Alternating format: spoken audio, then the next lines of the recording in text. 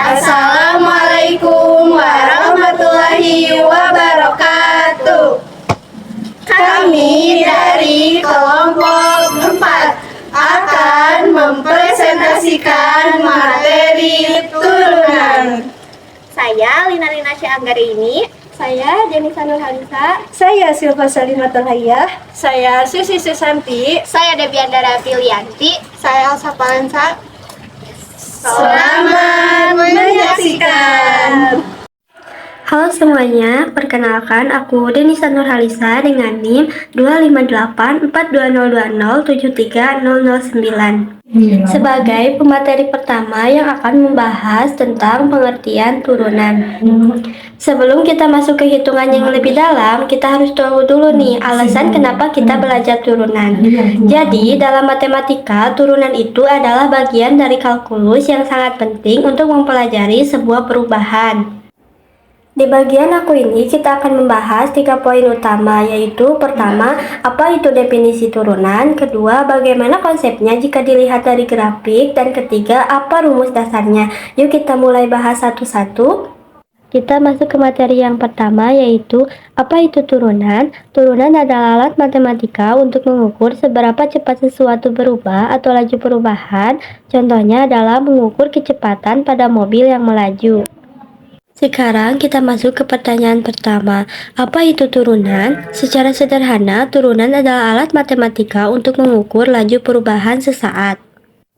Teman-teman bisa lihat analogi mobil pink di layar. Saat mobil melaju, speedometer menunjukkan kecepatan kita tepat pada detik itu juga. Nah, kecepatan sesaat itulah yang sebenarnya merupakan hasil dari proses turunan fungsi posisi terhadap waktu. Dari kedua, yaitu konsep geometris. Secara visual, turunan adalah kemiringan atau gradien dari sebuah garis singgung yang menyentuh kurva pada satu titik tertentu. Lanjut ke sisi geometris atau visualnya. Di sini kita melihat grafik fungsi. Turunan sebenarnya mewakili gradien atau tingkat kemiringan dari sebuah garis singgung. Garis singgung ini adalah garis yang menyentuh kurva tepat satu titik saja. Jadi, kalau kita tahu kemiringan garis ini, kita bisa tahu apakah fungsi tersebut sedang bergerak naik atau turun di titik tertentu. Intinya, turunan membantu kita membaca arah grafik. Dari terakhir yaitu definisi formal. Turunan berasal dari konsep limit fungsi. Rumusnya f aksen x sama dengan limit h mendekati 0, f dikali x tambah h dikurangi f dikali x dibagi h. Nah, yang terakhir adalah pondasi dari semua perhitungan turunan, yaitu konsep limit fungsi. Rumus yang teman-teman lihat ini adalah input dari semua rumus cepat turunan. Definisi formal ini menjelaskan bahwa turunan adalah hasil dari perubahan yang sangat kecil, di mana selisih inputnya atau H mendekati angka 0, inilah asal-usul munculnya simbol F aksen X. Itu tadi dasar-dasar konsep turunan dari aku. Biar gak penasaran gimana cara cepat ngerjain soalnya, materi selanjutnya tentang aturan turunan, yang akan dijelaskan langsung sama Silva. Silahkan Silva.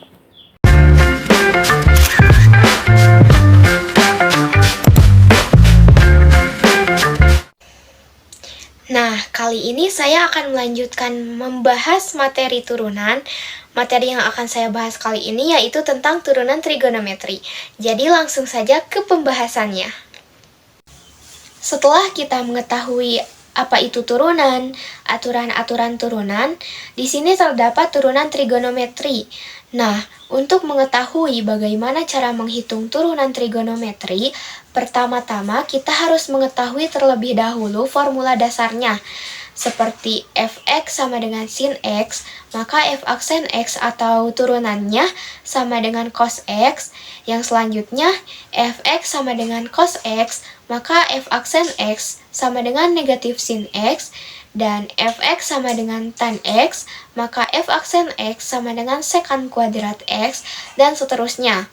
Nah, setelah kita mengetahui formula-formula dasar itu, maka kita akan bisa mengetahui juga bagaimana cara menghitung turunan trigonometri.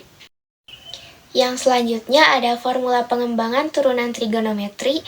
Yang pertama ada Y sama dengan sin fx, maka Y aksen atau turunannya sama dengan f aksen x kali cos fx. Yang kedua ada Y sama dengan cos fx, maka Y aksen sama dengan negatif f aksen x kali sin fx. Dan yang terakhir ada Y sama dengan tan fx, maka Y aksen sama dengan f aksen x kali sekant kuadrat fx. Nah, untuk lebih memahami, langsung saja ke contoh soalnya. Pada contoh soal yang pertama, terdapat jika fx sama dengan 3 cos 6 min 3x, maka f aksen x adalah, nah yang ditanyakan di sini adalah f aksen x atau turunannya. Langsung saja kita ke penyelesaiannya. F aksen X sama dengan, pertama-tama kita turunkan dulu sudutnya atau yang ada di dalam kurung, yaitu 6 min 3X. Caranya, yang pertama, di dalam variabel X sebenarnya itu terdapat pangkat 1 namun tidak ditulis. Jadi pangkat 1 tersebut kita kalikan dengan koefisien yang berada di depan variabel X, yaitu min 3. Jadi min 3 kali 1 yaitu min 3, sehingga didapat turunan dari sudut tersebut adalah min 3. Yang selanjutnya kita turunkan angka 3 yang berada di depan cos. Yang selanjutnya kita turunkan trigonometrinya atau kita turunkan cosnya. Turunan dari cos yaitu negatif sin. Kita simpan negatifnya di bagian paling depan, lalu kita simpan sin, dan kita turunkan kembali sudut 6 min 3x, sehingga didapat negatif kali negatif 3 yaitu 3, 3 kali 3 yaitu 9, dan sehingga didapat hasil yaitu 9 sin 6 min 3x.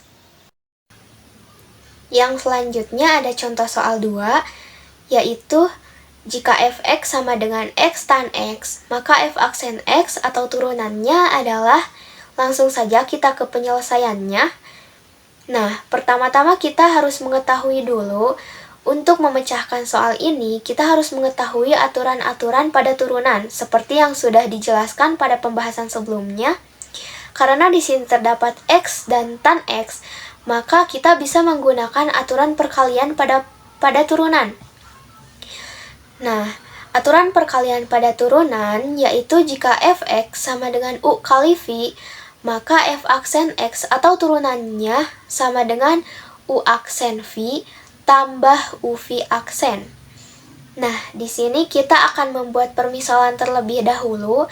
Misal u-nya yaitu x, maka u aksennya atau turunan dari u-nya yaitu 1. Yang selanjutnya, misal v-nya yaitu tan x, maka v aksennya atau turunannya yaitu sekant kuadrat x, karena turunan dari tan x yaitu sekant kuadrat x. Sehingga f aksen x atau turunannya sama dengan u aksennya yaitu 1 kali v, v-nya yaitu tan x, ditambah u-nya yaitu x kali v aksennya yaitu sekant kuadrat x. Sehingga kita mendapatkan hasil tan x tambah x kali sekant kuadrat x.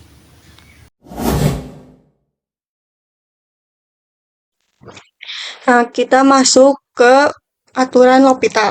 Perhitungan limit dari fx per gx di mana fx per gx berarti berbentuk fungsi rasional. Limit dari fx per gx di mana fx dan g itu adalah fungsi untuk x menuju x0. X0 di sini bisa menjadi sembarang bilangan real atau bisa jadi negatif tak hingga ataupun tak hingga. Nah, perhitungan nilai limit ini bisa saja menghasilkan bentuk tak tentu. Yang dimaksud bentuk tak tentu itu adalah 0/0 atau tak hingga per tak hingga, atau tak hingga per negatif tak hingga, atau negatif tak hingga per negatif tak hingga. Nah, maka kalau kita ingin menghitung nilai limit dari fungsi yang seperti itu, ini tidak langsung klaim bahwa hasil limitnya adalah 0, yang berasal dari 0/0. Begitu juga ini, jadi kita tidak boleh berhenti melakukan perhitungan limit hanya sampai di sini saja. Kita perlu mengevaluasi nilai limit tersebut dengan cara berbeda, yaitu lakukan aturan L'Hopital. Nah, aturan L'Hopital ini bisa dilakukan kalau nilai dari fx per gx untuk x yang menuju 0 itu x0 itu hasilnya adalah 0 per 0 atau tahingga per tahingga, atau intinya adalah bentuk tak tentu yang saya sampaikan tadi, yaitu pembilang dan penyebut entah tahingga atau negatif tahingga. Nah, di sini x0-nya itu tidak terpatok pada hanya 0 saja, atau tidak hanya tahingga saja, atau tidak hanya negatif tahingga saja. Bisa jadi x-nya menuju suatu bilangan real. Misalnya x-nya menuju 3, tapi pembilang dan penyebut akhir bernilai 0, sehingga limit dari fungsi ini itu menjadi 0 per 0. Nah, itu juga bentuk tak tentu. Nah, untuk mengevaluasi nilai limitnya, kita melakukan aturan yang disebut dengan aturan L'Hopital, yaitu di mana aturan L'Hopital mengatakan bahwa limit dari fungsi f berfungsi g untuk x menuju x0 itu sama dengan limit dari turunan dari fungsi f di mana f dibagi dengan turunan dari fungsi g untuk x yang menuju x0. Tapi itu pun jika fungsi turunan f itu adalah fungsi dari fungsi g. Ini adalah jadi di sini yang kita turunkan itu adalah masing-masing jenis yang pembilang saja dan fungsi yang dipenyebut saja. Jadi walaupun di sini kita melihat pembagi di antara dua buah fungsi, untuk melakukan aturan lebih tahu kita tidak melakukan aturan pembagi pada aturan turunan pada pembagi antara dua buah fungsi, tidak melainkan kita memandang fungsi yang ada di bilangan berdiri sendiri dan fungsi yang ada di penyebut berdiri sendiri. Maka dari itu di sini notasinya adalah yang perbilang ini adalah hanya turunan dari fungsi f saja, dan yang di penyebut ini adalah turunan dari fungsi y saja. Nah, kalau misalnya nilai limit dari f aksen pergi aksen untuk x menuju x0, ini tentu di situ hasilnya berarti adalah sembarang bilangan real yang bisa jadi nilai limitnya adalah 0, atau bisa jadi nilai limitnya negatif 1, 5, atau nilai limitnya sama dengan 3. Pokoknya semua bilangan real ataupun tahingga ataupun negatif tahingga itu sudah disebut sebagai bentuk tertentu. Nah, kalau hasilnya sudah demikian atau hasilnya sudah berbentuk tertentu, ya sudah, maka hasil limit dari perhitungan fungsi yang itu sama saja dengan limit dari fungsi yang ini untuk teknologi untuk aturan L'Hopital x0. Nah, kita sudah menemukan turunan pertama dari fungsi di pembilang dan penyebut atau melakukan aturan lebih kecil. Begini, ternyata hasil limitnya masih saja bentuk tak tentu, yaitu masih berbentuk non-turtal atau tahingga per tahingga. Maka kita boleh melakukan aturan kita lagi hingga kita turunkan lagi lah fungsi yang ini jadi turunan. F aksen itu adalah double aksen, dan turunan dari G aksen adalah double aksen. Nah, kalau nilai limit dari fungsi ini ternyata ada, maka itulah yang menjadi limit dari fungsi ini. Oke, kita langsung ke contoh soal. Terbayang, kita ingin menghitung limit dari 3x kuadrat dikurangi x per 4x kuadrat ditambah 6x untuk x menuju tahingga. Nah, di sini kan awalnya kita substitusikan saja dulu, ganti x dengan tahingga, maka akan jadi tahingga. Perbandingan tertentunya ya tinggal dijalankan. Tahingga per tahingga itu merupakan bentuk tak tentu, maka kita turunkan fungsi yang di pembilang saja dan fungsi yang di penyebut saja masing-masing, sehingga turunan dari 3x kuadrat adalah 6x, turunan dari negatif x adalah negatif 1, turunan dari 4x kuadrat adalah 8x, dan turunan dari 6x adalah 6. Dengan demikian, setiap sukunya itu kita kalikan, nah kemudian kita hitung lagi, ganti atau substitusikan x-nya menjadi seperti ini. 6 kali tah hingga dikurangi 1 tah hingga, kemudian di penyebutnya juga tah hingga. Ternyata ini masih bentuk tak tentu, maka lakukan lagi turunan, yaitu turunan fungsi yang ini turunan dari 6x adalah 6, turunan dari negatif 1 atau negatif 1 adalah 0, turunan dari 8x adalah 8, dan turunan plus 6 adalah 0. Nah, berikutnya tinggal berhitung. Ini kan sama dengan 6/8 ya. Limit dari 6/8 untuk X menuju tah hingga adalah 6/8 karena di sini kan 6/8 itu konstanta. Dia tidak dioperasikan dengan variabel X. Dengan kata lain, mau berapapun nilai limitnya itu tetap 6/8. Nah, 6/8 ini disebut dengan bentuk tertentu. Maka sudah kita selesaikan. Akhirnya kita bisa simpulkan bahwa limit dari 3x kuadrat dikurangi x per 4x kuadrat ditambah 6x untuk x sama dengan hingga itu adalah 6/8. Nah, di sini aturan kita lakukan 2 kali, yaitu pertama untuk memperoleh turunan pertama, ini kemudian memperoleh turunan kedua. Nah, jadi dengan kata lain kita katakan bahwa aturan L'Hopital ini dia menerapkan turunan tingkat tinggi.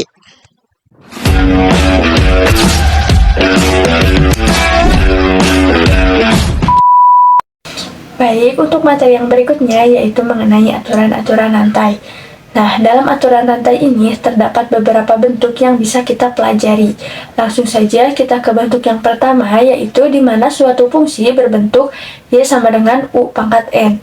Nah, nilai U di sini bergantung pada nilai X, sehingga untuk turunan yang pertama yaitu Y aksen sama dengan pangkatnya kita pindahkan ke depan menjadi N dikali U pangkat N kurang 1. Nah, ini seperti biasa saat kita menurunkan suatu fungsi ya, jadi pangkatnya dikurangkan dengan 1. Lalu, karena U-nya bergantung pada nilai X, kita kalikan dengan turunan dari U. Supaya kita tidak bingung, langsung saja kita ke contoh soalnya. Nah, dalam contoh soal ini terdapat suatu fungsi di mana Y sama dengan 2X kurang 3 pangkat 10. Maka, untuk mencari turunan pertamanya, yaitu Y aksen sama dengan pangkatnya kita pindahkan ke depan menjadi 10 dikali 2X kurang 3 pangkat 10 kurang 1 yaitu 9 dikalikan turunan dari 2X kurang 3. Nah, 2X kurang 3, kalau dalam bentuk yang tadi, ini adalah nilai U-nya ya. Maka, turunan dari 2X yaitu 2 dan turunan dari negatif 3 yaitu 0. Yang 0 kita tidak usah tuliskan saja. Sehingga menjadi 10 dikali 2x kurang 3 pangkat 9 dikali 2. Nah, kita bisa menyederhanakannya dengan mengkalikan 2 kali 10. 2 kali 10 yaitu 20 menjadi Y aksen sama dengan 20 dikali 2x kurang 3 pangkat 9. Lanjut ke bentuk yang kedua. Nah, untuk yang bentuk kedua ini, di mana suatu fungsi berbentuk Y sama dengan sin U. Nah, U di sini bergantung pada nilai X ya. Sehingga untuk turunan pertamanya yaitu Y aksen sama dengan turunan dari sin yaitu cos. Lalu, karena ini nilai U-nya bergantung pada nilai X, sehingga dikalikan dengan turunan dari U. Nah, untuk bentuk yang ketiganya yaitu Y sama dengan sin pangkat N U. Nah, U di sini sama ya, bergantung pada nilai X. Sehingga untuk turunan yang pertamanya yaitu Y aksen sama dengan, karena ini ada pangkat, maka pangkatnya kita pindahkan ke depan menjadi N dikali sin pangkat N dikurang 1 U dikali turunan dari sin U. Nah, langsung saja kita ke contoh soalnya lagi. Di mana di sini ada contoh soal untuk bentuk yang kedua yaitu Y sama dengan sin 3X. Maka untuk turunan pertamanya yaitu Y aksen sama dengan turunan dari sin yaitu cos 3X dikalikan turunan dari 3X. Nah, turunan dari 3X yaitu 3. Maka Y aksen sama dengan cos 3X dikali 3. Lalu kita kalikan 3 dikali cos 3X sama dengan 3 cos 3X. Untuk contoh soal yang berikutnya yaitu Y sama dengan sin pangkat 3 4X. Maka untuk turunan pertamanya yaitu Y aksen sama dengan 3-nya kita pindahkan ke depan karena berbentuk pangkat menjadi 3 sin pangkat 3 kurang 1 yaitu 2, 4X dikali turunan dari sin 4X. Nah, kita cari dulu turunan dari sin 4X menggunakan bentuk yang kedua, di mana turunan dari sin 4X yaitu 4 cos 4X. Maka untuk Y aksennya sama dengan 3 sin pangkat 2 4X dikali 4 cos 4X. Nah, untuk 3 sama 4 itu bisa dikalikan menjadi 12 cos 4X sin kuadrat 4X. Lanjut ke materi yang selanjutnya yang akan dijelaskan oleh Lina. Baik, perkenalkan nama saya Lina Linasya Anggarini dengan NIM 25842024006. Sebelumnya saya ucapkan terima kasih kepada rekan saya Susi yang telah membahas tentang aturan rantai. Nah, teman-teman, setelah kita mempelajari berbagai aturan turunan dari awal hingga aturan rantai, mungkin muncul pertanyaan di benak kita. Apakah kita hanya bisa menurunkan sebuah fungsi satu kali saja? Nah, jawabannya itu tidak ya. Maka dari itu, di bagian terakhir ini saya akan membahas tentang turunan tingkat tinggi. Jadi, apa sih turunan tingkat tinggi itu? Jadi, sederhananya turunan tingkat tinggi adalah proses mendiferensialkan kembali hasil turunan yang sudah kita dapatkan secara berulang. Nah, jika teman-teman saya sebelumnya tadi menjelaskan turunan pertama atau F aksen, maka jika F aksen diturunkan lagi, kita dapat turunan kedua atau F double aksen. Nah, jika diturunkan lagi, kita dapat turunan ketiga, yaitu F triple aksen dan seterusnya. Jadi, kita menggunakan semua aturan yang sudah dijelaskan rekan-rekan saya sebelumnya secara berulang. Lalu, dalam dunia akademik, kita harus teliti dengan notasi. Nah, untuk turunan tingkat tinggi, kita sering menggunakan notasi Leibniz. Di sini kita perhatikan letak angka indeksnya. Untuk turunan kedua ditulis D pangkat 2Y per DX pangkat 2. Dan jika kita ingin mencari turunan yang sangat banyak, kita menggunakan notasi ke N dengan tanda kurung agar tidak tertukar dengan pangkat. Nah, sekarang kita terapkan aturan dasar yang sudah dijelaskan oleh Silva tadi. Di sini ada contoh soal. Cari turunan ketiga dari fx sama dengan 2x pangkat 4 dikurangi 5x pangkat 3 ditambah 2x dikurangi 7. Nah, untuk mencari turunan ketiga, kita harus cari dulu turunan pertamanya, yaitu f aksen x sama dengan 8x pangkat 3 dikurangi 15x kuadrat ditambah 2. Nah, 8x pangkat 3 ini diambil tahunya dari mana? Dari turunan 2x pangkat 4, ya. Lalu 15x pangkat 2 itu turunan dari 5x pangkat 3. Lalu 2 ini turunan dari 2x. Nah, untuk negatif 7 gimana? Karena turunan negatif 7 adalah 0, kita tidak perlu ditulis lagi ya.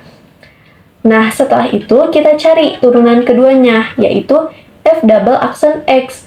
Nah, untuk turunan 8x pangkat 3 adalah 24x kuadrat. Lalu turunan dari 15x pangkat 2 adalah 30x. Dan turunan dari 2 adalah 0, jadi kita nggak perlu tulis lagi. Nah, baru kita cari turunan ketiganya, yaitu f triple aksen x. Turunan dari 24x pangkat 2 adalah 48x. Dan turunan dari dikurangi turunan dari 30x, yaitu 30. Nah, karena yang kita cari turunan ketiga, jadi sudah saja sampai di sini. Jadi turunan ketiga dari fx adalah 48x dikurangi 30.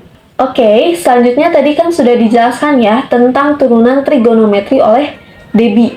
Uniknya, di turunan tingkat tinggi, fungsi sin dan cos akan membentuk sebuah siklus. Kita buktikan dulu pada turunan sin ya, atau turunan dari fx sama dengan sin x. Nah, turunan pertamanya adalah turunan dari sin, yaitu cos. Lalu turunan dari cos, negatif sin. Lalu turunan dari negatif sin adalah negatif cos, dan turunan dari negatif cos adalah sin. Kembali ke awal lagi kan? Nah, setiap 4 kali diturunkan akan kembali ke bentuk semula. Kita bisa menuliskan pola umumnya seperti ini. Lalu, selanjutnya pada turunan cos juga sama. Turunan pertama dari cos adalah negatif sin. Lalu, turunan keduanya adalah negatif cos. Lalu, turunan dari negatif cos adalah sin. Dan turunan keempatnya adalah cos. Sama juga kan, kembali ke bentuk semula lagi. Nah, untuk pola umumnya juga sama seperti yang sin ya. Setiap 4 kali diturunkan, ia akan kembali ke bentuk semula. Terakhir, mari kita gabungkan aturan rantai dan aturan perkalian.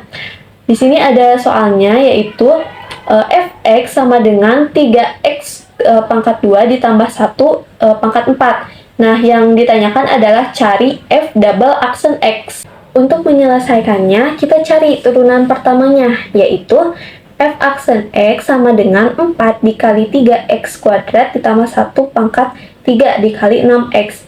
Masih ingat kan caranya yang sudah dijelaskan rekan saya sebelumnya? Nah, lalu 4 dikali 6x sama dengan 24x, lalu dikali 3x pangkat 2 ditambah 1 pangkat 3. Nah, kita sudah ketemu turunan pertamanya. Lalu kita cari turunan yang kita cari, yaitu turunan yang kedua. Karena kita menurunkan lagi hasil turunan pertama, maka turunan keduanya ditulis f double aksen x sama dengan d per dx 24x dikali 3x kuadrat ditambah 1 pangkat 3. Nah, di mana d per dx ini adalah simbol yang artinya turunkan terhadap variabel x. Nah, karena f aksen x berbentuk perkalian antara 24x dan 3x pangkat 2 ditambah 1 pangkat 3, maka digunakan aturan turunan hasil kali. Nah, turunan dari 24x adalah 24, sedangkan turunan dari 3x kuadrat ditambah 1 pangkat 3 adalah 3 dikali 3x kuadrat ditambah 1 pangkat 2 dikali 6. Sehingga f double aksen x sama dengan 24 dikali 3x kuadrat ditambah 1 pangkat 3 ditambah 432x kuadrat dikali 3x pangkat 2 ditambah 1 pangkat 2. Nah, agar lebih sederhana, hasil kali tersebut bisa difaktorkan, sehingga diperoleh f double aksen x sama dengan 24 dikali 3x pangkat 2 ditambah 1 pangkat 2 dikali 21x pangkat 2 ditambah 1. Jadi, turunan kedua dari fungsi tersebut adalah f double aksen x sama dengan 24 dikali 3x pangkat 2 ditambah 1 pangkat 2 dikali 21x kuadrat ditambah 1. Mungkin itu saja dari turunan tingkat tinggi. Video kami lucu? Iya. Video kami menarik? Iya. Video kami bermanfaat? Iya. Siapa dulu dong dosennya? Ibu Nova. Yang cantik. Yang imut? Yang lucu. Yang baik hati? Dan tidak sombong. Dan suka memberi nilai A.